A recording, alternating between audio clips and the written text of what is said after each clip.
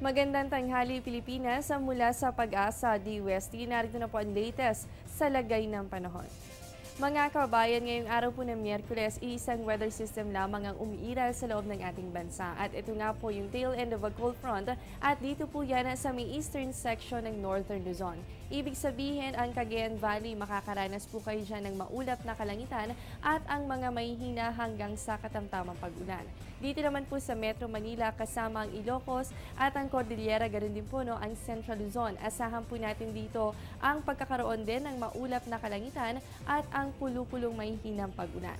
Samantala, maaliwalas na panahon naman po para sa Visayas at dito po sa Mindanao. Pero syempre, paghandaan pa rin natin ang mga pulupulong pag-ulan o pagkidlat pagkulog, lalo na po yan sa hapon o kaya naman ay sa gabi. Huwag po kayong aalis, magbabalik pa po kami matapos ng isang paalala.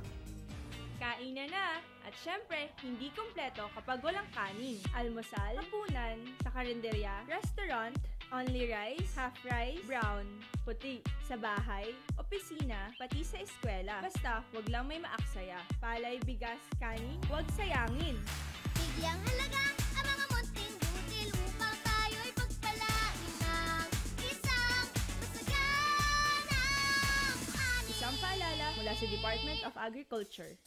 Mga kababayan, napakahalaga po ng araw na ito, lalo na sa ating mga Katoliko. February 18, 2015 is Ash Wednesday. Ibig sabihin, ito po ang marka ng pagsisimula ng Lenten season. Ang pagpahid po ng abo sa ating mga noo ay sumisimbolo sa ating pagsisisi. It is a time for penance, reflection, and fasting. Yan ay bilang paghahanda na rin po nating mga Kristiyano sa muling pagkabuhay ni Jesus on Easter Sunday.